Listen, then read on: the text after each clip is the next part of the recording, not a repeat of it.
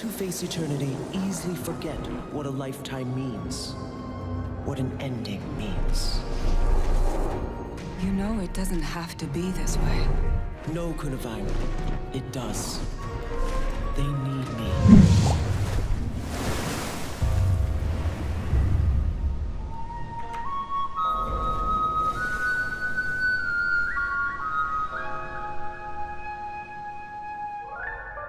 Nice blood, mild language, use of alcohol, and violence. Okay, excellent. All right, guys, welcome. We got Boots back. How's it going, dude?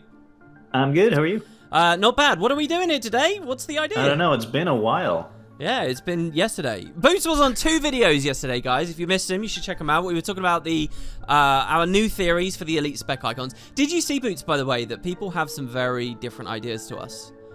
About what? About like the our elite spec? like, we were so confident that the flame is like Ellie, for example, but people have got some wacky ideas about that sort of stuff. Like, really? I feel like the ideas are valid. Seeing as though that the cross swords with the initiative things were actually a guardian, I think knows? the ideas, Yeah. any idea is valid at this point. Okay, guys, so today what we'll be doing is we're looking at the Elite Specialization stream.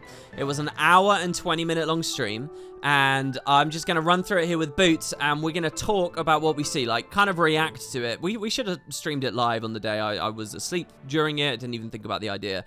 And we might split it, we'll probably split this into 3 parts. There'll be one part you might be watching right now on the Harbinger, and then another one on the other, and another one on the other 2 elite specs. So without further ado, let's just run in and see what we think, yeah? And we can talk about the various traits and stuff as we go along. So should we listen to these sections? I don't know what you want to do. Definitely listen to the lore sections. Yeah, absolutely. So the Harbinger is a really, really fun class, and it's a little bit of a tonal breakaway from what we're used to with the Necromancer, which are traditional summoners in a fantasy realm. They're summoning the dead. But the Harbinger...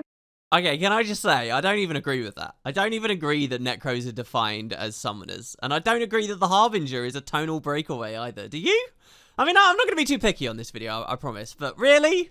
How is that satisfied by the Harbinger? Yeah, because I mean, our scourges yeah, I guess they're summoners too. They summon Reapers. Reapers aren't really summoners. They do Well, they have Rise. They have one skill. They have one skill that summons things. But I mean, you can play a core Necro that doesn't have death magic and doesn't have any minions. I guess to be fair, Necromancer in general, just the name means that they are Summoner of the Dead. So yeah, let's go with that. Our mixture between a snake oil salesman meets an Old West gunslinger. So it's very fun, and it's a little nefarious and really unpredictable.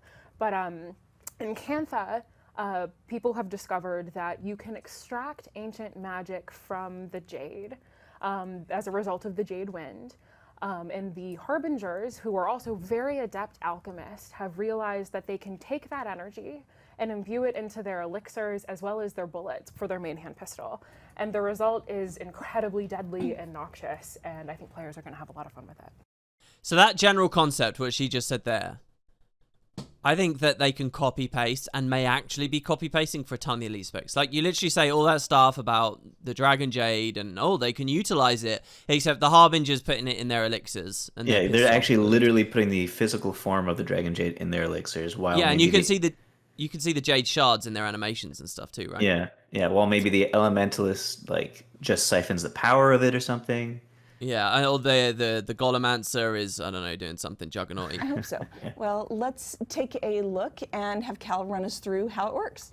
So again, by the way, I was very happy to see YouTube in the comments. You got many people agreeing. We had a bit of a discussion about like the Harbinger is a mix of like 3 or even 4 different concepts all at once, and it like doesn't execute one true vision. And I think you kind of get a taste of it from what they just said on the stream there, right? And obviously the same with the Worldbender. I was really happy to see so many comments of other people who had kind of observed that same thing. Harbinger Shroud is actually something that Scourge does right now, but not anymore. We're renaming that to Sandstorm Shroud, a lot more thematic. And since we now have a character called the Harbinger, it probably makes sense that Harbinger Shroud belongs to the Harbinger. Yeah, they can call it Darude, right? Right, Boots? Darude, right? Yeah, you missed that when we said I know. When I was listening and editing, I was like, oh my god, I missed that. So, let's dive in here. There's actually a lot of stuff going on with the Shroud mechanic on the Harbinger, so let's just start going over them. First off, let's see if as long as you are in combat and you have life force, you're going to see that life force is going to be drained over time to heal the necromancer. Oh, So I Boots. guess- I thought he'd stowcast. I was very impressed when I first watched this because I thought he stowcasted right there. So he was, but he actually just doesn't have the auto attack. on. Yeah, he doesn't have the auto I attack see. on. I see. What were you gonna say? So I was gonna say, so this was like it said 473. I'm guessing that's gonna scale off a healing power. Do you think Wait, what? What? the healing? So obviously you. Oh, he'll probably... talk about that in a second. Let's do that in a second. Yeah. Okay. Okay. Yeah. I wanted to ask you something about that as well. So this is going to create kind of like an interesting dynamic in how you're going to play the game, being able to build up enough life force to enter Shroud, but at the same time, you need to make sure that you're avoiding enough damage so that it doesn't actually drain too much of that life force. And I mean, you still get the quickly does upside that of the heal, drain? but a lot of the time you're going to be wanting to go into that Shroud and get access to those damaging abilities. So it's kind of, right off the bat, kind of an interesting change of pace for this character. Right, Boots. I gotta say. So this idea that it's constantly draining and healing you. Mm-hmm. I find it really unpredictable to know how that's gonna feel. Well, I think there's two things with a Harbinger that really kind of like I don't want to say worry me, but really make me feel like it can have a lot of damage and a lot of power because the Shroud itself doesn't protect your health, and the fact that it's constantly going away if you're even a bit damaged, right? Because even if you lose just like 2% health, it will trade it, right? Because of that, it's like so. I feel like those abilities within the Shroud need to be really epic to compensate for that. So that is definitely the feeling I got while watching this as well. And looking at the abilities when I first saw them, some of them are very powerful. But on top of that, we're gonna get to it eventually. There is a minor trait that solves some of your issues. Right. I mean, this will be. It's just very. I'm trying to imagine the flow. Like, let's imagine we're in an elite strike mission or something, and we eat an animation. We failed to dodge something. That's going to chunk our health, and that's going to chunk our access to damage cooldowns in Harbinger Shroud, basically, right? Because we're losing life force from that instantly. Yeah, presuming our dedicated healer doesn't heal us up or whatever. Yeah. But it also looks like, just to let you know, the amount you heal. I was looking at the numbers. It looks like it's basically identical to the amount of life force that's taken. So there's not like some sort of weird calculation. Like your life force goes down 2% and you heal 1% or something like that. Oh, okay. It's 1 for 1. Wow. It looks like it's 1 for 1. That's interesting. That basically means that, like, if you think of Axe 2, which gives you Shroud based on your percent HP, that then immediately becomes like a Dagger 2 at the same time, right? Because then it's going to turn into healing a few seconds later when it drains back out. There's another weird thing I was thinking about with this yo-yo idea, Boots, right? They're going to explain in a second that as you build Blight on yourself, your max health goes down. Yeah. Now here, let me propose something to you right now. We have max Blight. Yeah. And just a little bit of Harbinger Shroud then is needed to heal us to max. Now the Blight goes away, and we return to 100% health. But that's like healing, right? Like you've double dipped. Does that make sense? Because as our percent health goes back up, if we were at 100, do you see what I mean? Yeah. That's very smart. So that's like some crazy resustain there. Hopefully I've articulated that well enough. If I haven't, people can fill it in the comments. But if it works that way, that's crazy, right? I think it would work that way. Yeah, the question is, are people going to be playing it that way in particular? Or will people be more likely just constantly giving themselves max blight because the amount of health that you lose because of it isn't that significant if you're building a lot of vitality into your build? Or you have a support with you and so on. Yeah. I mean, look, the how this feels in open world is the really big thing on my mind, and it's got hot competition. Frankly, I mean, both, especially Reaper, but even Scourge, they're both fun in the open world already.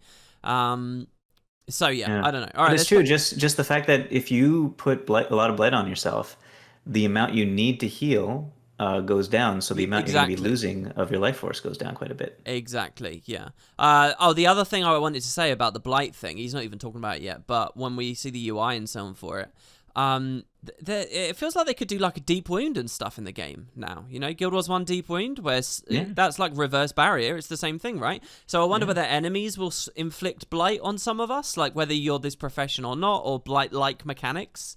It's like or new space a deep wound unique buff thing that a warrior could give on I don't know, some sort of pistol or something. Yeah.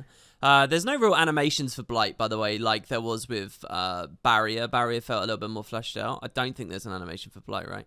But I think it's like a little tiny glow at the feet. oh, okay. You know what I think is really funny, Boots? Scourge, when we were first looking at the POF stuff, very first doing it, Scourge was really the place for Barrier, and it was pretty clear that Barrier had been added to look sandy and so on because of Scourge. And then over time, look at where Barrier is now. It's everywhere. It's ubiquitous. And we had a similar thing with Alacrity and Heart of Thorns. I wonder whether Blight, like reverse Barrier, ultimately will come in a lot of the place, especially with all the new trait stuff they're doing, where there's like trade-offs going on a lot more. I feel like that's an easy trade-off that they could start throwing on things. Yeah, I could definitely see it being doled out by enemies. Yeah. So just some stuff that was wearing from my mind when I first saw this. Let's keep playing it. A lot more to come. And let's just give myself some more life force here. And first thing we're going to see when we hop into Shroud, we're starting to accumulate this mechanic called Blight. And we'll see a little bit more of this on the rest of the spec as well. But building up Blight, you can see on the health orb, we're gaining negative health. This is temporary health, 2% per stack. This stacks up to 25 times, so you can lose up to 50% of your maximum health if you are capped on Blight. And the trade-off there is that some of the traits on this character are going to reward you. So look at how squishy he is here. Look at this. That's an 11k HP Necro right there. So he's an elementalist now. It's crazy. It's amazing how much extra vitality they get if you think about it. I don't know whether he's got... That's a minor trait also in Scourge, in Harbinger right now. It's really, really funny for me to look at. There's something subtle going on here as well. Because his actual max HP isn't changing, it's just that he's got this negative on there. It doesn't affect his life force, because like normally your life force pool is based on your vitality pool, right? So if that connection was still going on, it would be going all over the place, you know, the amount of number and yo-yoing essentially that would be going on. But I guess they've made sure that interaction doesn't happen. How long does the Blight last on you again? It's like 25 seconds, I think. I don't know. I think he said 25 stacks. I don't know. What was if he mouses over it? Or accumulating a lot of Blight, and that's going to create kind of this high risk, high reward dynamic for this character, which is more of this. Oh, look at that! Press pause. Yeah. So as his Blight is going away, if you look at his life force bar, it's staying at 3,000 because that's how much he has. Yeah. But the proportion amount, is shrinking. The portion is getting smaller and smaller because his life force is actually going down based on his max HP. Oh, that's so. What I said isn't happening is happening. So yeah, the his pool max size life force is shrinking. Ah, I guess that doesn't matter too much. Well, hold on. So if I have full life force, right, and loads of vitality, so I've got a really deep pool. Right? And then I just drink a ton of elixirs, thus blighting myself. Yeah, your life force goes down as well. And then when the blight from the elixirs goes off, doesn't it stay low? Would it go all the way back up? Oh, that's a good question. I guess it stays low. I think you'd screw yourself out of life force with that. Yeah. I don't know whether that's really relevant, but yeah. Classy DPS character, even more so than Reaper. We're going to see a couple other mechanics with the Shroud. That more glassy than Reaper, that comment. Love it. High DPS. A little more mobility than look at that. Look at that. You're staying at max. You stayed at 1298 and your max is going up. As well. Yeah. The other thing to note about Harbinger Shroud is that life force. I gotta say, Boots, if this isn't done right, this can feel is gonna feel really weak and really rubbish. I think that it's honestly, I think it's gonna be good. I think it's gonna be quite strong. Depending on how you play it, and that's the important thing. Like, you cannot play it the same way you play a normal Necromancer or Scourge. It's no longer a panic button to have a second life line, you know, have a second amount of pool of health for people to blow through. Right now, it's something completely different, and Necromancers are just going to have to adapt. Yeah. Let's have a conversation here, by the way. By the way, I love that they have Warhorn as the second weapon there, just to sort of solidify that it can be either power or Condi. People were looking at that dagger in the trailer and like thinking it was just a Condi weapon, the pistol thing. Anyway, let's have a conversation here. Because I don't know where else we can fit in. What are your immediate thoughts about like interactions with the other specs? Like this skill 4 transfuse, for example, or like corrupting on the skill 2. Or like, what is it? Fear should be on the skill 3, right? And it recharges faster when you score kills, isn't that? Yeah, there isn't that is a thing? no fear. It looks like. There's no fear on it, right? So, Yeah. I don't know. I mean, nothing really comes to my mind at all. That's why I'm asking you. Did you have any thoughts? We'll see as the animations play through, Well, maybe? okay, the skill 4 is still the transfuse, and it's a leap now. You could leap towards people and transfuse. That's interesting. Or leap away Wow, from so people wait. So can I jump away from a body and then pull the and body to teleport me? them away, possibly. Oh, do you know what would be really cool is if the transfuse range procced from where you were initially Where you- standing, Yes. but teleports you to where you land. How cool would that Absolutely. be? That would be very cool. And probably OP. But hey. Was there anything that ever augmented skill 5 in Shroud? There wasn't it? Was there? There isn't, but this skill 5 in Shroud seems more powerful than the others. Even like Reaper Shroud is pretty strong, skill 5, but this looks pretty crazy. Yeah, this looks like a gravity well. It looks like an elite skill, really, to me. Yeah, and it's a long gravity well. Yeah. Oh, at the same amount as it's an elite skill, yeah, but it's on like a 20 or 30-second 20-second cooldown, I think. Yeah, by the way, that's the thing that really struck me about this, guys. The amount of CC that's on this thing. The CC and the Harbinger Shroud itself, but then the pistol. Boots, that pistol 3, he'll get to it in a minute, I guess. Oh, so Yeah. strong. It will not actually protect you. It will not absorb damage while you're in Shroud. You are just going to take full damage from abilities against your health total. So this, again, makes the character a little bit more squishy, but at the same time, it Little also bit. gives you more access to life force because you can't actually be pushed out. for I definitely damage see eating through people all your building life a force. lot You're more going to have vitality into this access to spec. Shroud as long as you have life. What do you think about that thing he just said there, that you get more life force because you can't be pushed out? Because if you're a core necro or a reaper, you can DPS someone out of their shroud, right? He's Yeah. saying that can't happen now. I don't know, man. I don't know if I really buy him saying that to a certain degree, because from my experiences, quite often, you'll compensate with like spectral armor or something, but I don't know. I feel like it's Well, draining it's pretty true. quick. You can't be forced out because you could just stay in Harbinger Shroud and then die Until because you you get lose all just your a- health. Yeah, I mean, you're gonna get forced out because it's your regular health that's getting hit, which is even worse. Really, you're gonna go down a state, so you have to get out. And also, it like your tankiness is a resustain. But to when be you're honest, out, there's so you no gotta get out there's early. there's no reason to get out of it compared to not get out of it necessarily. Yeah, If you're you're getting the taking 2% counter pressure, blight. there is. Yeah, you're getting the 2% blight, but it's like the skills in Harbinger Shroud are better than your weapon skills nine times out of 10. Well, until the cooldowns are up. Until the cooldowns are out. So yeah, so you are doing it just for the cooldowns now instead of for the health. I feel like I'm gonna want to dip out as early as possible because if I'm getting counter pressured, I want to heal after that, and I want to spend that life force on healing up. I don't want to leave when I'm at 0 because then that means I get no regeneration when I'm back. This might be a more PvP oriented PvE oriented thing now that I'm thinking about it. Yeah, oh, definitely. I don't see this in competitive at all. Do you really? No, what I'm saying is that comment he just made may be a PvE oriented thing because when you are a necro in your shroud and you want to be in shroud all the time, your healers are not going to be able to heal your shroud, so you will pop out of it by taking damage and stuff like I think that. you're right. Yeah, I think you've cracked it. Yeah. Exactly, but your healers could heal you. Now the question is, for sure, okay, you could be healed while you're in shroud now, right? Yeah, I guess. Right? Your health should be fully accessible. Yeah, okay, so then yeah, that's exactly it. Life force. Obviously, you'll be accumulating blight as that goes on, and you're going to be susceptible to damage. So, really big moment of high risk, high reward again. And since you're able to take damage, you're also allowed to be healed. So it's a pretty big disconnect from Yeah, he just said it. the There you go. typical shroud we see on Core Necro, we see on Reaper. Kind of similar to Scourge in that sense, where you always kind of have access to incoming healing, and at the same time don't have that massive protection from life force. Scourge makes up for it with some barrier. Harbinger just has to deal with it, get some allies to heal you, get some supports, make some support friends, and really be able to capitalize on the upside of Harbinger Shroud. So that kind of creates a few different ways that you can interact with Shroud here, because the longer you stay in Shroud, you're going to be accumulating blights. You're even more and more susceptible to damage.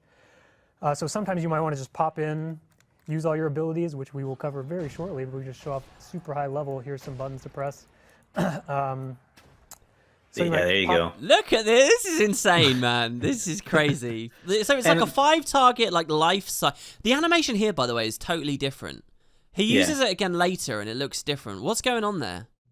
Oh, does it look different? Yeah, man. Yeah, right now, is this a skill 5 that we're looking at right now? Yeah, this is skill 5. And they're floating, and what would you describe that as? Beams, like necrotic beams attached Yeah, to them, kind of right? like the tethers from normal necromancy. Yeah, but yeah. green. Later, though, isn't it a giant, like, alchemy wheel thing, ritual platform at his feet with swirling jade and stuff? I think he was doing something else at the same time when he did that. Oh, well, we'll have to see. I'm excited to see that in a second. Now, but hold on a second. Go back. Okay, it's like a so you 1 might second animation, or 3/4 of a second. Pop in, use all your abilities, pop out, and really minimize the blight. Then you're giving up some of the sustained pressure from the damaging abilities in Harbinger Shroud, but at the same time, you're kind of maximizing your survivability by accumulating less blight. Yeah, that kind of Or burst you in, can have burst that out is a trade-off very where survivable going version. in with maximum health. What I don't understand, what I don't have a good sense of, is how hard it's going to be to build life force when you're being counter-pressured. Like, even just getting 100% bar in competitive environments is going to be so hard to do, because the second you take some damage, it's getting spent away instantly to heal you. Now, here's the interesting thing, In a weird right? way, this might be a really tanky spec, Boots. Now, here's the interesting thing. Okay, yeah, but Boots, hold on. Wouldn't this be a really tanky spec if you just never go in the Shroud? If you just go pure life force generation? Yeah, of course, because then you're always constantly healed and... Yeah. Maybe Yeah. the heal isn't fast enough, though. You can still be burst. So But I think there's going to be a lot of ways to play this, and I'm actually kind of excited about this because, yeah, you could do it that way. You could go full blight and just have a lot of health and be at 20k health with full blight and just have a bunch of boons going on everybody. Now, okay, so you're talking about life force generation and life force trying to be on max life force, right? Yeah, I like the idea of the max vitality build that never blights itself. And is so all of its life force generation, like in Axe 2 or something, is given you proportional to your max health. So loads of life force. And that's constantly getting traded for loads of healing. Because... Yeah, I like that. I also it's like the idea of a proportional. Selly build, giving boons to everybody, having a lot of health, and not really caring because you're super tanky anyway. Yeah. And finally, just to round this whole discussion out a little bit, that life force, trying to be at max life force, yeah, it might be an issue, like trying to get enough life force for this build. But if you're doing max blight and your health is quite low to begin with, You can get it quickly. Yeah. You could get it quite quickly. Yeah. Or maximum life force is going to give you access Although, to be fair, you get it by potentially percentages 20 anyway, so it doesn't seconds matter. of Shroud, this drains at 5% per second. So up to 20 seconds of Shroud where you're going to really have access to a lot of these powerful abilities. And just going to throw something out for all of the theory crafters in the chat real quick. Yeah, we don't need to know everyone this. who Do has you- spreadsheets, This made me think of you, Boots. These sections made me think of you. I was like, oh, I bet Boots loves this. I was like, no, I this don't is a waste actually. of time. It's like he just says the power. Like how? What else do you? Anyway. Oh wow! So you're even deeper. Would you have liked this section if he said every stat, or if he like moused over his whole attribute panel? No. So what I want to know though, I haven't been able to tell it from now, is if you have blight on you, Right. and your health pool is lower and your life force pool is lower, do you still passively heal for the same 472, or does it go down? Yeah, I don't know. Okay. Well, we'll see. So I But can you compare might those be able to catch that in a minute if he damages himself while he has blight on himself. sometime. Yeah. I'm a big fan of spreadsheets. But for anyone who wants to do some calculations and maybe figure out the power coefficients of all these abilities before getting your hands on it next Tuesday, the character I'm currently on has 2,023 power, as well as about 37% boon duration. So keep that in Okay, mind. so he's got some boon legendary legendary pistol. Sorry, getting ahead of myself. So keep that in mind. There's your weapon strength. There's your power. Figure out the power coefficient. Z Z Z Everyone out there Z with Z Z Z. spreadsheets, and so we'll be hovering over tooltips as we go in there. So let's take a look at the actual Shroud skills now. Starting off, we have Tainted Bolts. This is just auto attack. It's a little bit cooler. So than when Life you go in Blast, a Shroud, little bit that's that faster platform thing. than Typical. I guess maybe a little closer to Reaper, which has the nice auto attack chain compared to the very deliberate Life Blast that Core Necro has access to. Yeah, So not this actually very fires two different power projectiles. So a little bit of oriented. extra value from Doomfire, for example, which we've already kind But of. look at all the torment, This man. is like- There's this too is much like- torment. Yeah, I get. What the thing about the auto here, it just makes me feel like that feels like a Core Necro auto. I know he just specifically said no, but it does feel like a Core Necro. It just feels like a double ticking one, really. Which, Yeah. and he says Doomfire, you'll get 2 burning pulses, which is pretty... I have a lot of memories from classic Core Necro Doomfire builds, which were really oppressive, and I kind of like have a nostalgia for them, so I'm excited about that on this. But the other thing that I'm thinking about is just like on Spite, like all of the might that you can get, as it just goes might when you're hitting people. Yeah, it definitely, if the Doomfire trait activates on this, it definitely seems like a forever Harbinger Shroud build could be very, very high DPS, because there's a lot of condies on this thing. Right. Actively reduce the burning duration of Doomfire for the Harbinger specialization because of this kind of dual hit on the auto attack. Oh, okay. Do they just little cut it But in it'll half still be because good. you have It'll 2 still be hits? good. It'll still be good. Okay. A bit of power damage, a little bit of torment in there, and all the lovely procs of Shroud Skill 1 that everyone knows and loves. Moving on to Dark Barrage. This is kind of the primary damage. I'm going to have to keep resetting my Shroud over and over and over, but that's fine. This is kind of the primary damage payoff for the kit. This is a high power coefficient, a lot of torment. This is more of that shotgun style, point blank projectile. Oh, I gotta pause on this tooltip. Dude, 2,800 on the damage. Did you see that? Over Yeah, 6 hits, I know, 6 but hits. still. Imagine that on a ferocity build. Think about that with you've got the soul reaping ferocity trait. Isn't there like a crazy trait that they're going to show off in a second for power as well on this? This is crazy. Is this also the skill that will remove boons if you trade it? I think so. Let's hear what he says. Split blade, we see it on Oh, sorry. If you trait it, yes, yeah, converts. Yeah. Fan of Fire. A lot of skills have this kind of value for being closer in range. Can you see? What's the moving cooldown back, on that? You're not going to get full, all 6 hits on these projectiles, but you still get a little bit of damage. It's going to be optimal to be in melee range, and we're going to see the opportunity to get in melee range So much damage. with some of the other skills on this kit. He didn't go back to it. We're gonna look, if we do a tooltip, we got to get it the first time. Otherwise, we're gonna be rewinding forever. A lot of skills have this kind of value for being closer in range. Moving on. All right, 4 here we go. seconds. What the fuck? Yeah, 4 seconds. That's nuts, man. That is Okay. crazy. 6 hits, AoE over 5 targets. So hold on though, Wow. is that 6? Did he describe this behavior? Is that 6 hits spread over 5 targets? It must be. It must And be. it There's no way it's pierces 6 all the different- enemies in their path. Yeah. So you could get some of those like Mesmer Greatsword ambush situations going on where you specifically proc it through a body onto the Reza and you Into double Dark hit. Barrage. This is kind of the primary damage. I'm gonna I think have to 6 could keep hit one resetting person. my Shroud over and over and over. Yeah, but yeah, that's yeah. Fine. This is kind of Oh, you're right. Okay, so on entering Shroud, that's when we see the symbol. So, but hold on a Primary second. 4-second cooldown, convert to boons. Yeah, that's crazy too, right? Imagine this thing fearing people because you're ripping stab and stuff. Imagine all the burning from getting through the Aegis and whatever. I mean, but Wow. look. I think I'm okay seeing some nutty stuff here. I really am, because I do think that the core idea of how vulnerable you are, like this is Necro. They don't have much active mitigation. You put a Necro on 11k health there, someone's just going to death strike you and you're dead. That's it. I mean, it's over. My you know? guess, though, is it's actually skill 3 that converts the boons, because it's going to be like a rush or something. Well, the trait is Shroud 2 trait. It's not a Shroud. I know, but it's always Shroud 2. It's always something that like teleports you or Moves. rushes you to something. Well, I mean, that's not true for Scourge though. Scourge is It's true. just. You're right. Well, anyway, Damage let's go. payoff Let's for see the what kit he is says for the high next power one. coefficient. I'm really. This is quite good. A lot I'm of getting a new torment. This is more of appreciation that for these skills right now, Boots. shotgun-style point blank I didn't projectile, analyze this as closely as I now am that with we you. see on stuff like Split Blade. We see it on Fan of Fire. A lot of skills have this kind of value for being closer in range. Can you see moving back? You're not going to get My God, full so much all damage. 6 4 hits on these seconds. projectiles, but you still get a little bit of damage. It's going to be optimal to be in melee range, and we're going to see the opportunity. Why is he getting so much life force back as well? That's a life force generator, is it? When he's casting that, you I didn't noticing see that that? on the tooltip.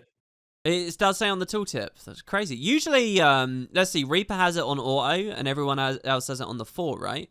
Mhm. Well, where does Scourge get it? Where does Scourge doesn't really get it, I guess. But interesting. So that's the 2, and he did describe this as like the primary ability for the kit. Do you remember? And I think you he will said want to. primary damage dealer. Yeah, and because it will sustain you in the shroud for longer too. To get in melee range with some of the other skills on this kit. All right, so let's read it first, and then we'll see what he does. So it says, channel twisted energy to launch yourself at your... Sorry that the tooltip is hard to read, guys. This is 720p, what can I say? At your foe, tormenting nearby enemies. So that's Okay, it. so it's just a launch 900 range gap closer. I was really struck by this on the trailer boots because the animation had us flying in the air so high. Moving on to both Devouring Cut. Is and that the same one, Voracious or is Arc. that These are both the movement number 4 that abilities. does that? So I don't Reaper know, gets the let's have a 1 look. dash on skill 2. Harbinger gets a Yeah, little that's bit just a more. dash. Oh no! Yeah, 2 Oh, movement skills in here. That dash is actually really long. That's great. oh, and it's not targeted. You don't have So to go to Devouring your Cut, foe. It's just more that burning speed. Oh, wow. No evade here. We put the evade on Voracious Arc. Okay, so burning speed is the 3. You charge in, and yeah, it's just like Ellie Dagger 3 basically in Yeah, fire. yeah, it is. Except it's an explosion of torment at the end instead of burning. And then Voracious Arc. This is an evade with a daze that land. When you get to the Willbringer part, guys, you'll see there's a skill like this. Leap to your destination, evading through the air, daze enemies near your impact point. Very nice. And it's a Not 10 wanna- We second don't want to overload that too much. cooldown. Necro still trying to be a little bit of this. So, yeah, this would be the one that transfuses. That's an interesting concept. Squishier character. So- We don't want to put too many evades in there, but giving it access to a little bit more movement is gonna Yeah, it's allow got you an to evade too. both get And in on a and 10 set second up your cooldown, dark that barrage, is or strong. kinda disengage and The get back in movement range on for this is a pistol lot abilities. better than you could So hope for. Devouring Cut, damage and torment. Yeah, I honestly feel like the movement on Reaper is already pushing it with Discharge. I really do. But I'm an advocate for a much more movement-limited world for Guild Wars and a more strategic slow world, which I do not think the studio care for at all. No, it's not fun enough. So yeah, maybe this is fine. Pretty straightforward. Voracious Arc. This one has the evade. This is the vault animation that we've seen before on Daredevil. By the way, you see he says vault there. I haven't responded to him yet, but Magical Mike's got a message for me on Discord where he was talking about Willbender and just how a lot of the animations they're literally just animations that were already in the game. Like literally, it's like a fist flurry or literally it's something else. And here I like him actually saying, yeah, this is Burning Rush or Flame Rush or whatever it's called. This is. I mean, that's how they have to design it, right? Like, it's so much extra resources to make completely new animations rather than just borrow. They have so many animations already in the game. Just borrow some and No, I then agree. I agree. alter them. I don't think it's necessarily a bad thing. This is also going to have a very, very short daze. So this is kind of your main engage tool. This is going to set you up, get a short daze, maybe. Man, the Life Force is draining so much. I feel like Life Force builds are going to be really interesting here. You know, just desperately stack as much Life Force as you can constantly. Interrupt something, give you a very short window of opportunity to kind of capitalize on what you're trying to do. Really The fire off Signet, barrage. stacking Life And then Force. finally, we're going to. They Stronger got to in add new Shroud. build components. Give me some new runes. Give me some new, stuff that allows me to get a little bit more Life Force. Well, we're gonna probably get an elixir rune now. Oh, that's a good point. That'll be cool. And that's an NG thing that we can think about too. Yeah. See, that's what they should have done. Dedicated streams on each class. I'm telling you now, and they could have talked about that as well. And they could have talked about the collection section, and the unique weapon and all that kind of stuff. The big We still CC. have like half a year to go. Yeah, all right. Okay, so Vital Draw. This is the 5. Twist the souls of nearby enemies, suspending them in the air while It you does siphon life their force life generate. force.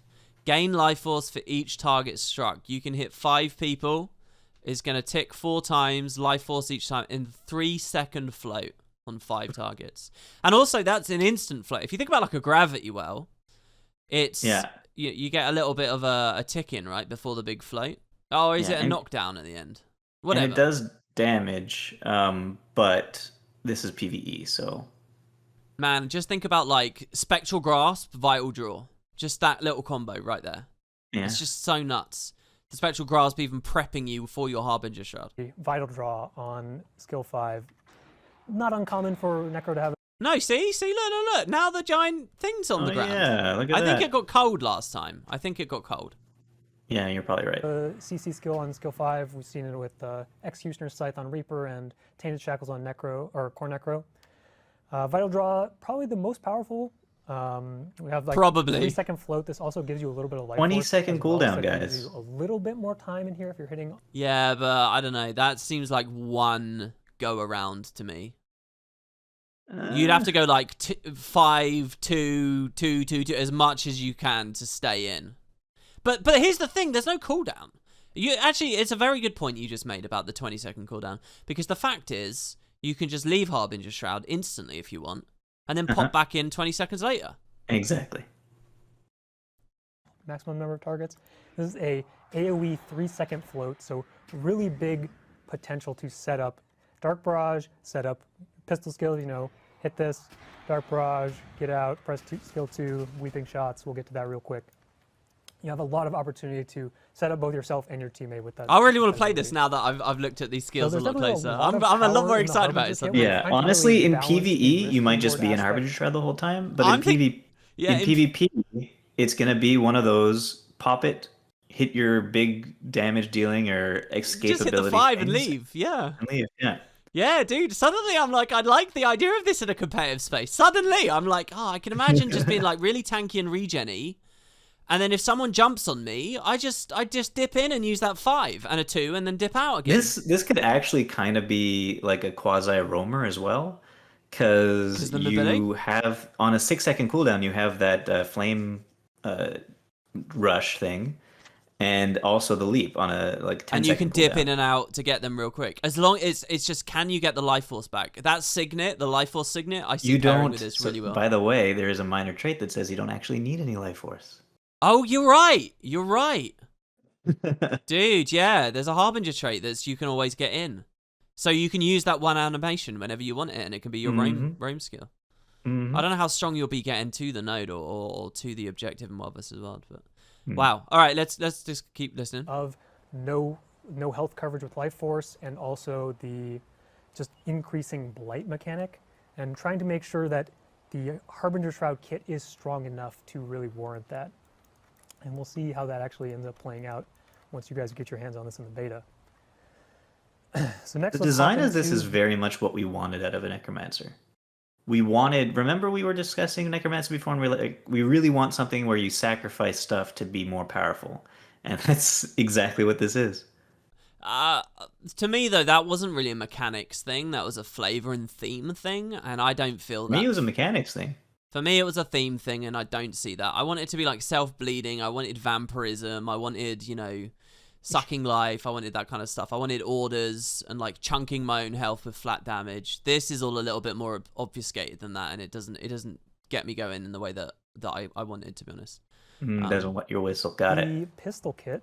This is kind of a ranged, it's kind of like a hybrid DPS weapon. You can play it with either power or condition, or potentially both. Maybe grieving as a solid stat combination there. I love this, man. I love hearing him talk about attribute combos, really. Even if he seems to just be saying as many as he can. He mentions rabbit or something, right, which isn't a hybrid set at all. But I really like that. I don't remember any other examples of devs on the stream talking to that level of detail. And it's not even a deep level of detail, is it, really?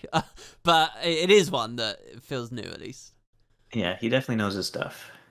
Carrion, Rabid, these, maybe not as much Rabid, but Carrion's a solid stat combination there. But looking at Vicious Shot, pretty standard auto attack. Okay, so it's a bounce, 2 bounces. So wait, that's... We can watch the animation here. It will hit the golem, come back, and then again? Yeah, hit the golem, hit the other golem, and hit the first golem again. Yeah, so it's actually just like a staff or O on a Mesmer at the moment. And it's going to be Torment on both sides. Very simple, actually. Really simple. 2 bounce, so line up 2 targets, you're going to get a little bit extra value there. Damage, Torment, nothing too crazy. Good amount of torment, though, if you have 2 targets. Yeah, and I'm thinking the flat damage is alright. Pretty basic. And moving on to Weeping Shots, the 2 skill. We showed this a little bit off of the Vital Draw. This is kind of this is probably the strongest, or maybe not the strongest, because the 3 skills also pretty good, but this Weeping Shots does a lot of things.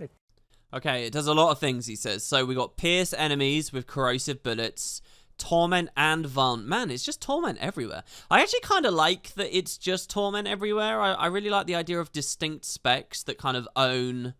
Didn't Scourge have Torment as its thing? I guess, but I mean, we're on Necro. I mean, so what would you have rather have seen a lot of here? No, I think Torment thematically makes sense because you're shooting Dragon Jade into someone and it's tormenting them. I think Poison would have worked really well, to be honest. Poison would have worked well as well. With the alchemy thing. I probably would have gone Poison. Maybe Bleed because they're shards, but I don't know. Or, look, the kind of thing, to be perfectly honest, all right, I don't want my standards to slip too low. To be perfectly honest, I think during an expansion, that's the time they can add a new Condi. I think that kind of flavor, and there is a Do point we where the need game. a new Condi though? You're right. There's a point where the game is too bloated and it doesn't need that, and maybe we're already at that point with Guild Wars. But at the same time, I kind of feel like that would be a fun thing to have seen them do. But yeah, them going all in on Torment in this way, I don't really mind that much. So anyway, piercing your enemies with a series of bullets. This is going to feel a lot like the skill 2 in the Shroud, I guess. Torment and Vuln, Life Force. Oh yeah, and it pierces, but the extra hits you get from piercing won't give you Life Force. He goes on to explain that. So I don't know. That just feels exactly like the skill 2 in the. It's in the very similar. It just seems like this is going to be very strong, right? Like lots of power damage, lots of torment damage. It's just going to be very damagey spec for sure. That skill 3 is crazy. I don't know. I don't know whether I like pistol that much. It doesn't feel that special, but the 3 overloads it so much that it will be used. So It's going to do damage, vulnerability, torment, life force. This also pierces, so if you line up a good number of targets, you can get a pretty significant amount of. look at that. Just compare that to NG2, pistol 2. I mean, it's the same thing. It's just they're doing poison, we're doing torment, and we got the pierce it. AoE damage. I This honestly obviously can't will wait get to harder use do in a competitive setting where Celestial Gear on enemies aren't going to this. stack as cleanly on top of each other for a line projectile, but if you get that perfect line, then you're looking at potentially a lot of life force, a lot of damage. And this is, the life force is only going to be once per bullet. We didn't want to overblow it too much on one skill, so this is only going to be up to 9% if you land all 6 of those shots on any target. Piercing, not going to give you any additional value. It's only the first target struck that gives you life force. But we'll see a bit more life force generation on the rest of the kit as well. Moving on to Vile Blast, skill 3. This is another pretty strong skill. The whole kit here on the pistol is quite good. Gives you a little bit more AoE than some of the other Necromancer weapons, looking at Axe and Scepter, for example. They each have like a singular AoE. Yeah, he's made a good point there. Dagger is the only one that would cleave on an auto, but it required you to be melee. So that is something distinct about pistol, I guess. Yeah. But I mean, Scepter 2 and 3 could be AoE bombs, especially if you were traded, obviously, for the Scepter thing. So this is an AoE stun? Yeah, fire a dart that shatters on impact, releasing noxious liquid that stuns, weakens, and poisons in the area, and it's life force. So it's actually 2 life force skills on the pistol as well. Oh, there you go. Ranged You were life worried force. about life force. So that's distinct about the pistol too. Like if you look at Axe, the life force is only coming from the 2. If you look at Scepter, it's I guess if you finish a full Scepter chain, oh no, they all give you some on auto. Don't let me be too stupid. All Necro autos give you a little bit of life force, but then they have like a key extra skill. Pistol, both of them are going to be boosting you up. But you look at that, man, an AoE stun and weakness on a 12-second cooldown, and it's not even like, oh, that needs to be a 20-second cooldown or something, because then it kind of doesn't work. It's like the middle weapon skill, you know. It So the needs to be radius somewhat- of the AoE isn't huge. It's only 180, but yeah, it's powerful. I think, man, that's pretty nutty. Like the ability to peel for yourself by just like slamming that out. And That'll then be getting nice straight to in the shoot shroud. at a body when people are rezzing it, for example. Think about this: Spectral Grasp, Vile Blast, and then the skill 5 in Harbinger Shroud. Just chain This them. is the perfect cleave skill for a down body. It poisons them and then stuns everybody. Yeah, it's nuts, man. It is really nuts. skill, but pistol has the opportunity to kind of get AoE value out of both. Like, compare this to Engineer's pistol, right? Which has been pretty similar so far. Engineer gets Bouncing Blind on this slot. Comparable cooldown. Bouncing Blind, guys. And then you look at this. It's like, No, but you wow. also get confusion on that. Yeah, and we're getting triple poison. That's you know, tit for tat, really. 2 and 3, and a little bit on the bouncing projectile with skill 1. So just looking over Vile Blast here, this is an AoE stun, short duration stun, 1 second. This is more intended to be like that disruptive value as opposed to the major crowd Then make it a daze. Make it a quarter of a Yeah, second make it daze. make it a daze for a quarter second then. control setup. That's more what Vital Draw is trying to do out of the Shroud kit. But this is also going to do weakness and poison and some life force generation. So not quite enough to set up the entire combo from Weeping Shots, but if you have quickness, you should be able to get all those shots in there. And we'll actually see a little bit of quickness. That's a lot of damage. a That's a lot of non-trivial damage. Quickness as we move into the elixirs and some of the traits. So maybe that's something that you can pull off more often. So that's the pistol kit. You know, it's 900 range, pretty standard for these necromancer. Oh yeah, people were wondering. I saw a tweet I was linked in. You were linked in it as well, right? People were asking us whether it was 1200 or 900. That was this, wasn't it? It was for the leaps and stuff. Yeah, I said it was 900. Yeah, I think they were 900, right? We've just seen that's true as well. Necromancer range weapon. Oh wait, actually, I don't remember if the rush. And The rush is 900. Yeah, they're all 900. I think. Hop into. No, I think the rush is 900 and the other one, the one with the evade on it and then the days or whatever at the end, I think that's slightly shorter. 600, I think it is. To the elixir skills next. Right, what's your take on the elixirs? All I've done so far really is whine about the icons. So I would agree that that is something that you could worry about because of like color blindness, for example. Oh, Jebro was talking about it. No, it's true. If they all look identical and the only difference really is kind of just the color, then it's bad for people who want to differentiate between it's them. not that big of a deal though, because you memorize what utility is on what slot, you know? I guess. But No, then, that's exactly how people would do it. They would know what button is where, and if they don't the first time they press it, then oh dear. Fine, but they're definitely not that interesting skill icons. I think they could change them up, and that would help everybody. Okay, well, what about the skills themselves? That to me is a pretty... I feel bad that the only thing I've said so far is on the icons. What else do you think about just the category? Well, elixirs are, in general, a boring skill. Well, hold on though, Boots. Well, I was wondering if they were going to be, rather than the drink for boons side, I was wondering if they were going to be the toss to shatter side. I thought they might have gone with the corrosive. When this first came up and it was like drink for boons, I was like, okay, so then they're going to have some sort of grandmaster skill that turns them into tosses. Oh, dude, that's cool. That's a cool idea. Yeah, but unfortunately they don't have that. They do have a master trait that turns them into AoE effects. Yeah. Oh my god, Boots, you're a genius. I think that's what they were going for with that trait, right? I can't remember what the name of the trait is flavored as. They should just make them ground targets. Mm-hmm. They should totally make them ground targets. But here's the thing. More than that, though, this is like boons for ourselves. I was thinking it was more about condies for them, incapacitation for them, damage on them. You know, throw a vial to there should definitely be a duality to them, but it doesn't seem like there really is. Except there is a trait that does make it slightly more duality, but yeah. Well, here's the thing. In my recent video, I compared the Chronomancer to how these new specs feel. I actually called the Harbinger spec like a budgetary spec. I call because all these utilities basically they didn't really have to make much in the way of animations or work much out on this, right? No, you just. But and so my comparison to Chrono I made before, I'll just add a bit onto that.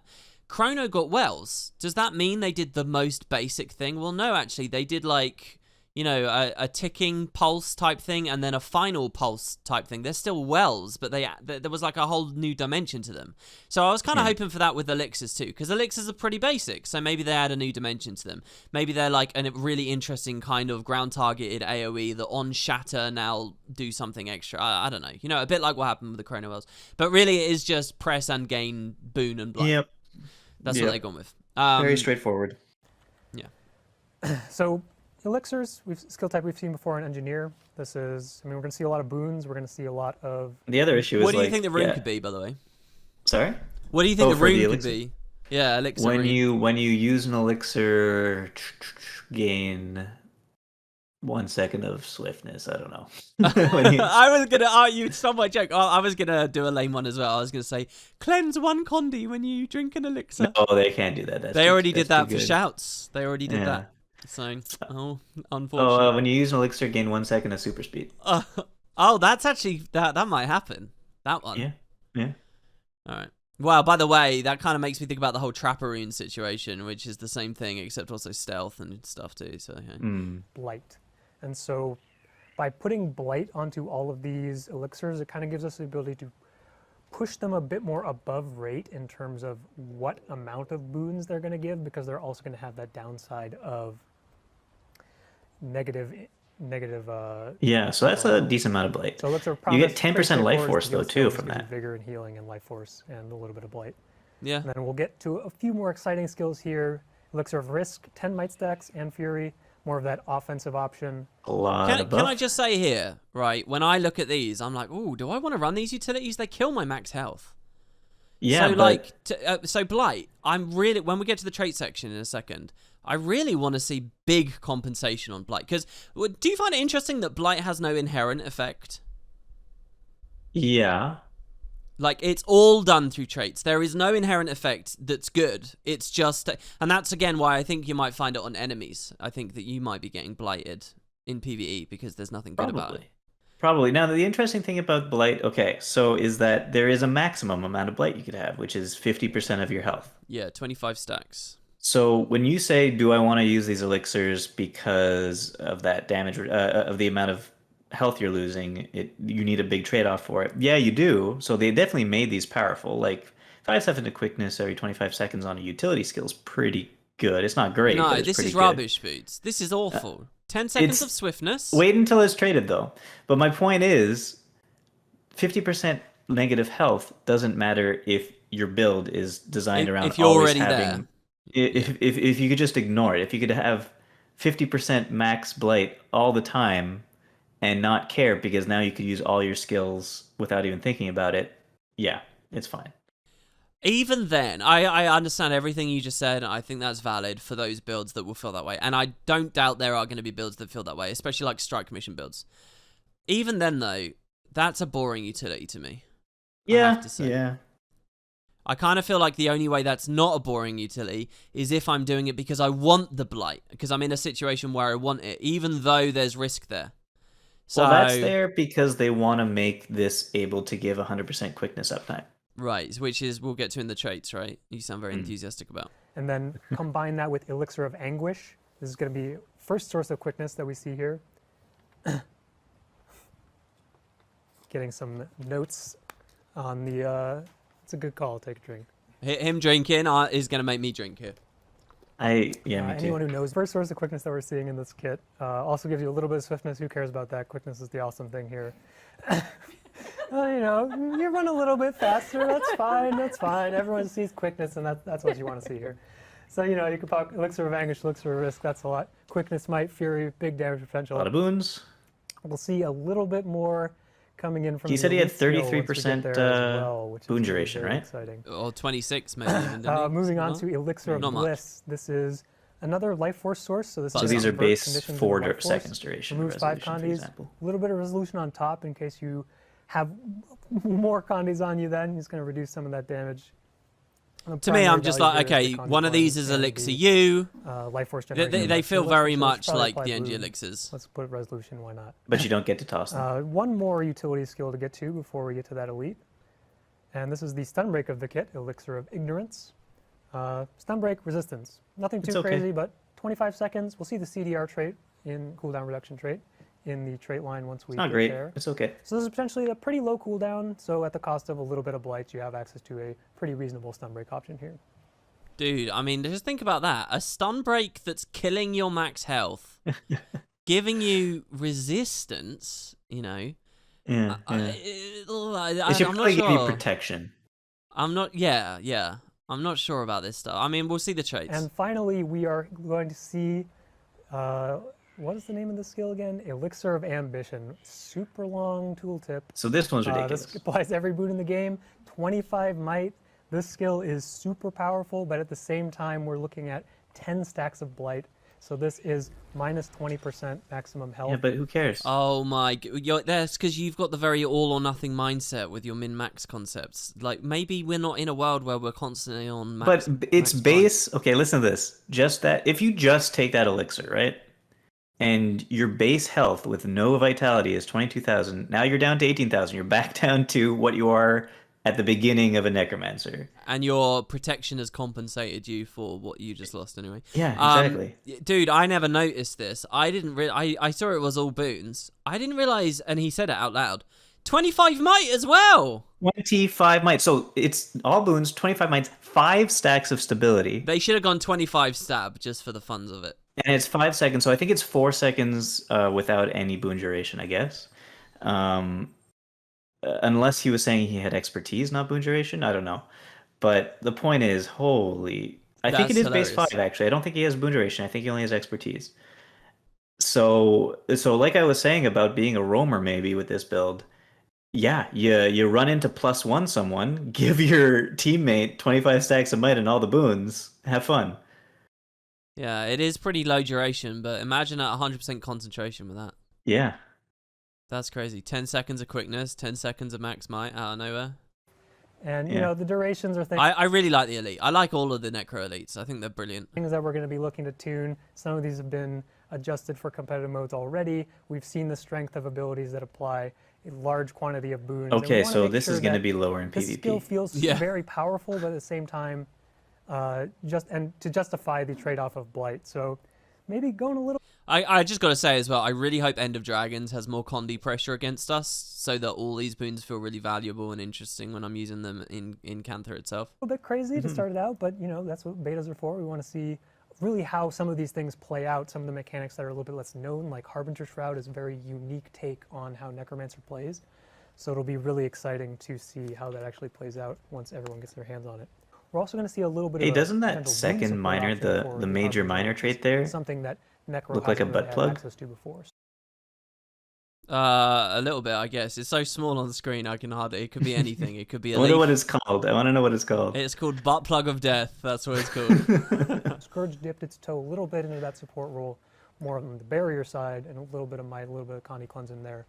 Harbinger's really leaning into the boon aspect with their elixirs, and so maybe some of you can deduce what one of the traits is going to be based off, you know, boon support, elixirs give boons. I wonder what's going to be there. We'll get to that pretty soon. Well, let's start out with the minor traits. Alchemic Vigor, increased vitality. Why not? This is great. Necro loves vitality. more 360 life force. vitality. This is so good. I mean, Vitality is the one thing I really would want on this. And So there the it is. reason why it's exactly 360 is because with 50%, with 100% blight, with the most blight you could have, and the 360 vitality baseline, you are now an elementalist if you go full out blight on Oh, do you think yourself. that's why they did it? Exactly 3,600 I don't know, but yeah, maybe. More health. It's gonna give you more access to Harbinger Shroud and a little bit more upfront bulk. So nothing too crazy, but minor trait. We want to make sure it feels solid without being kind of overbearing. And then on the Grandmaster side, we have Corrupted Talent, gain life force when entering Harbinger Shroud. This is going to guarantee that you have a little bit more, as we saw earlier with the life force draining to heal you while you're in combat. You're going to have a little bit of that push-pull of trying to build up enough life force to actually get a solid shroud off. So Corrupted Talent's going to give you a little bit more up front. And what this also allows This is an important trait right you're here. going to see that you can enter Harbinger Shroud with no life force because this trait is going to give you a little bit up front. There you go. Yeah. Crazy Yeah. quality of life. Really, Yeah, and really I powerful. expect you could probably get off 2 skills with just that amount of life force. But if you do need the emergency to access either Vital Draw or any of the mobility skills, that is always going to be available with Corrupted Talent. So then hopping into the adept traits. Starting on the top, we're going to see a lot of power damage on the top row of traits, a little condition damage on the bottom line, Okay, and a lot so of 25 extra boon-related damage. things, 25% extra boon-related damage. things in the center line. So Wicked Corruption and See, okay, listen, a 25% damage modifier. When And I this think is about all this the is other 25% Condi damage, this trait.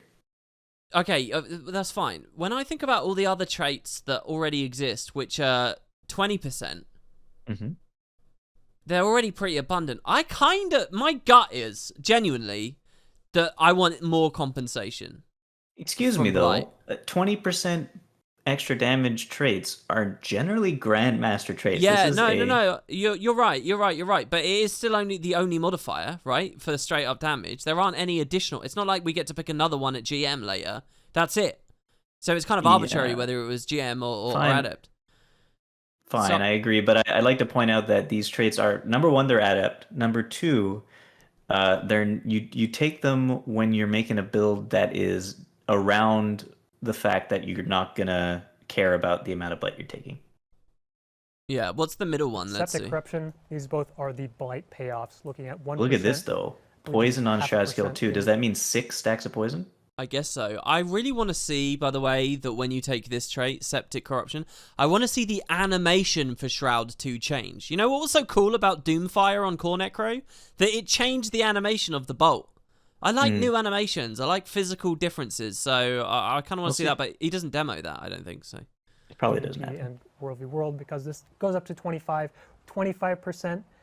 very, very large number to see in the add up trait slot for damage multiplier. Yeah, but it doesn't. It's arbitrary that he's pointing. Why putting an adept is actually a discussion about people playing through Cantha the first time. It means that when they pick up Harbinger before they have all of their hero points, they've already got a really meaty trait instantly, which is good and that's fun design and stuff. But you know, talking broad game, it's not what he's making it out to be. But this is that damage, real payoff for extending your Harbinger Shroud and putting as much blight in yourself as possible. You get a really big payoff here. Septic Corruption with the slight addition of also making Shroud skill 2 apply poison. So that's up to 6 poison stacks if you hit all 6 of those projectiles.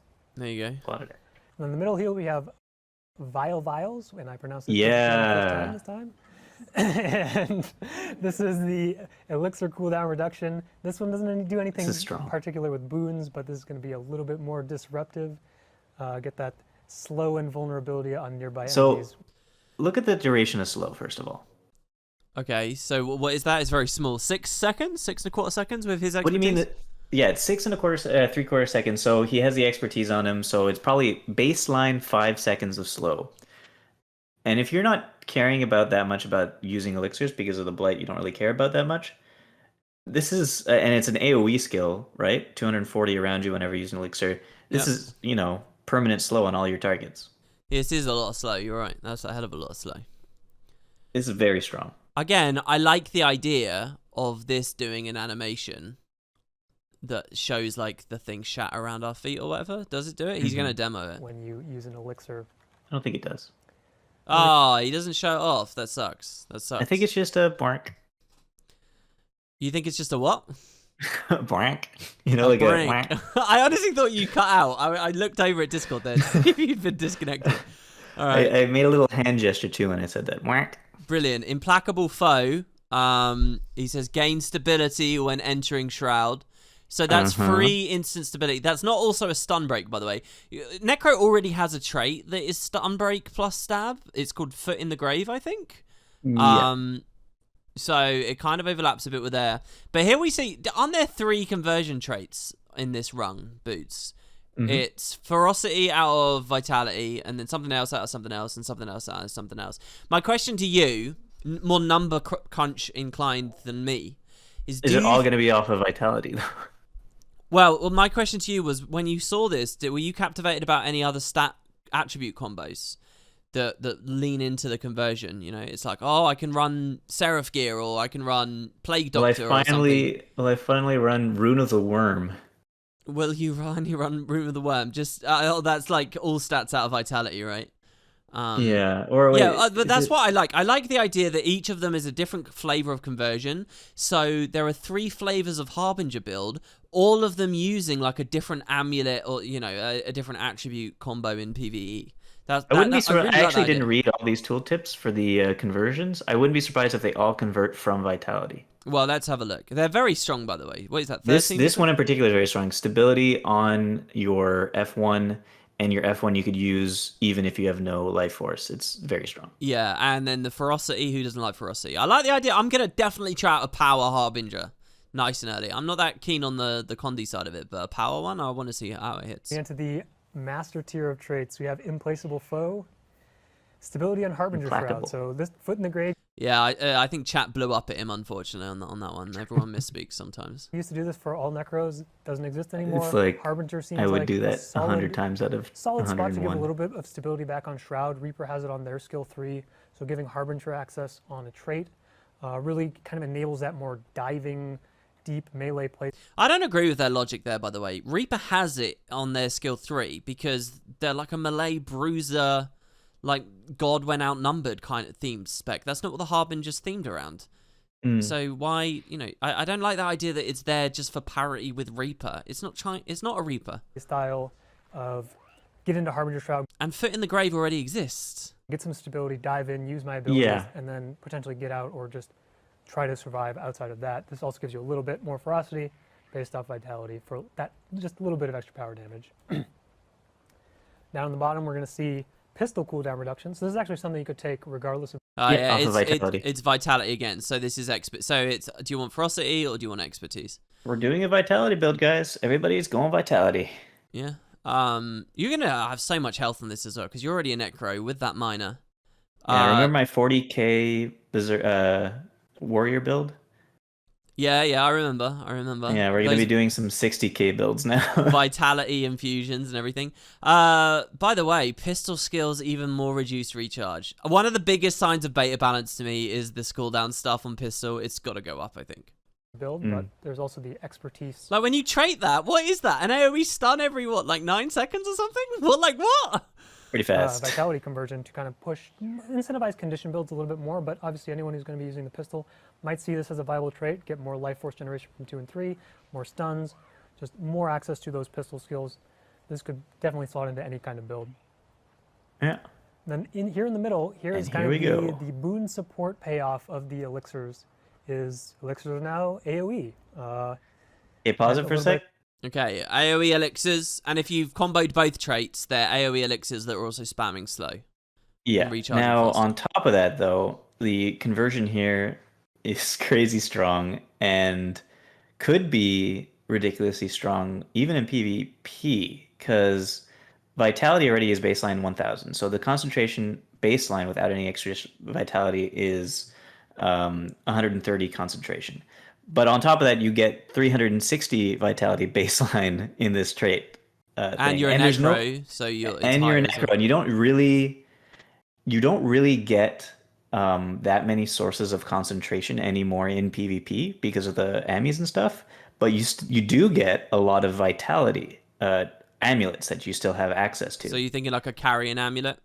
Carrion amulet, Rampagers probably not, or Berserkers. What was it? Barbarian. Order. But I think the Barbarian's the only one that's full Vitality still. Yeah.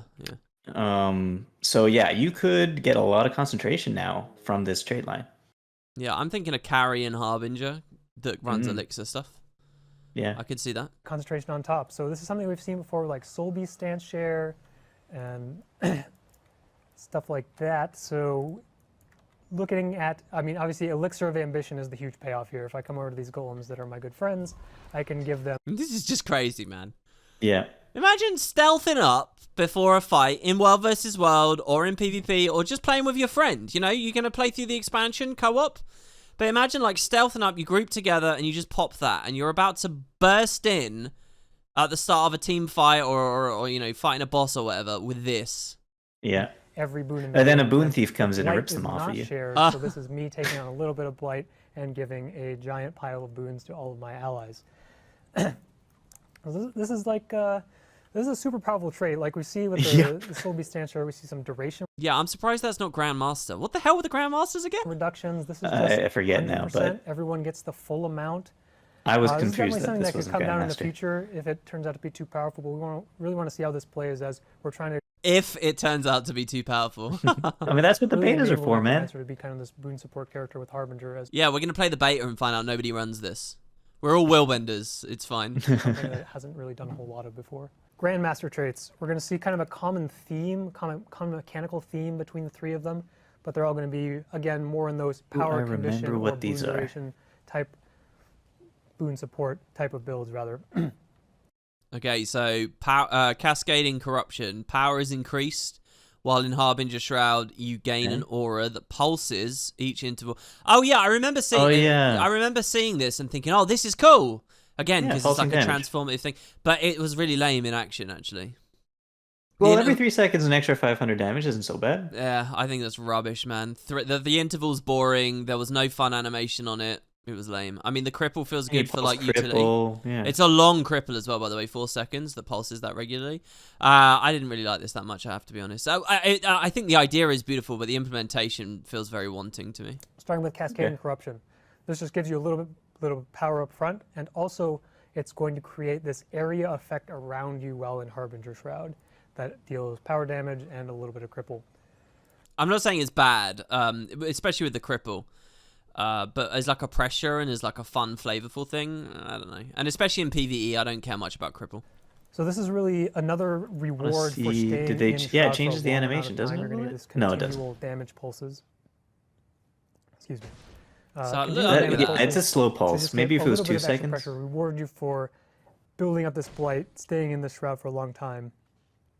And we're going to At least it But can it's- crit, by the way. A lot of these traits are, it's Don't like, crit, cannot yeah. crit. This one, they will let you do it, but... Yeah, that was See, a decent amount of similar damage. I mechanic mean, on 900 the damage isn't condition so damage side of terrible. things. A little bit of condition damage up front, and this is going to pulse torment and weakness instead of, and I am in combat, unlucky. Yeah, that's why I'm forgetting about the traits, because these are just basically the same trait. One's Condi, one's power. And again, this feels like very, like, super efficiently made by the studio, you know? It's like basically what they've done is they've made one trait here and they've said, okay, here's just a Condi and a power version of it. And that's it, you know?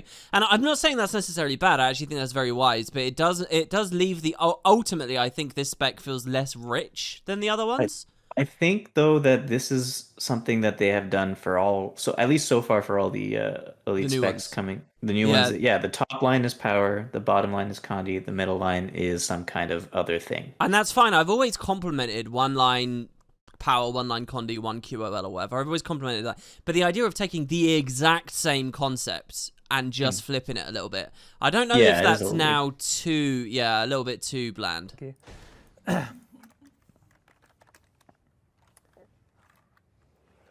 Like, I'd rather see that this Grandmaster be that my skill 5 bombs out a ton more torment and weakness or whatever, if that's what they want. You know, I'd rather it's like where you're getting these things it is different. Yeah, so Yeah. torment and weakness. So there as is a opposed little to bit of a little bit playstyle of power shift. Damage and cripple. Hop back in here and show the So much and torment. weakness. So much By the way, torment. the weakness there, weakness so strong. The pulsing weakness, crazy. Yeah. Exciting. Oh, And wait, finally, put we're on, going to have the put, boon support. Oh, put you're- on apothecary, not apothecary, aristocrat runes. yeah. Well, then no, actually, the ICD would line up quite well with that. Yeah. Grandmaster Automatic trait is going 25 to be stacks of might, thank you very pulsing much. AoE quickness. So this is for yourself and nearby allies. We've seen a little bit of this on Reaper where they have that pulsing quickness for themselves. By the way, wasn't Deathly Haste an assassin skill, guys, in the first game? Am I wrong? Wasn't that the one that bumped up like half cast spells? Half Yeah, range but spells? now it's a necromancer skill because it has the word Oh. deathly in it. This one's a little bit They did that with like Death's Charge as well on the Reaper, all kinds of places. less uptime overall, but it's going to be AoE, and obviously you can spec a lot more into boon duration on this character if this is the type of gameplay that you're looking Yeah, for. there you go. So very, full very quickness. powerful option. All of these But let me ask this. Why is his life force chunking up every time that thing pulses at the moment? Why is that happening? Which one? Look at his life force. Okay. Every time the quickness pulses. Ready? Grandmaster traits Yeah. just really reward you for being in Shroud for a long time and really pushing Huh. that risk-reward side of Why is that happening? That's been happening the whole stream. I've been watching it jump up. the Harbinger kit. I don't know. So that's all we've got to show. Maybe he's up pressing a button.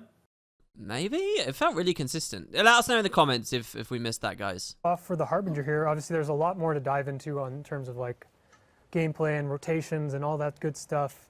But we don't want to spoil everything here. We show off all the skills, show off all the traits. Once pretty you guys much get it, your right? hands on it on Tuesday, you'll be able to deep dive into all that stuff. Yeah, so there you go, guys. That's the Harbinger. That's our look and our first take on some of the traits. So what's your final, like your overall impression of it just going into the beta now? Oh, a lot better. After recording this video with you, a lot better. Yeah. I think you're basically where I was when I first saw it now. I feel like we're missing 3 traits that feel a bit more distinct. Okay. I feel like the utility skills are not doing anything for me. I feel... this is hard, Boots. Okay, look, I'm going to be very critical here. And I know that people like to watch videos to get hyped up and stuff. I've got to be honest. I think the only reason I'm excited about this is because some elements of it look busted. Yeah. I think the actual, like... I think pistol... The like feel of firing it and the look of the animations and how it's distinct from stuff I've experienced before, I don't rate it very highly. The elixirs, I don't rate very highly. The traits, again, I feel like I want a little bit more variety in there. I don't rate it very highly. I do think, though, the Shroud animations are more interesting to me now. And I'm very curious about, like, the flow of Shrouds, so that might be a new experience. So there are some things I'm a little bit excited about that are completely impartial to just the beta strength of this thing. Yeah. But yeah, For me- that's where I am, I think. For me, I would say it looks like a lot of the skills are baseline overtuned, and that might just be because they're trying to compensate Necros for the fact that they're losing a second health bar. And in fact, besides losing a second health bar, what was their second health bar is now draining much faster than it used to, and their life is going down. So all of that, yeah, it makes sense design wise why everything seems a little bit too powerful. The elixirs are a little bit boring. I would rather that the Grandmaster or that there was a trait that allowed them to be thrown rather than just AoE. Um, and but I am excited about like I have 3 or 4 different ideas of how to build into this Harbinger elite spec. And they're all very different from each other. And I think they're all possibly things that could work. So that is very interesting to me.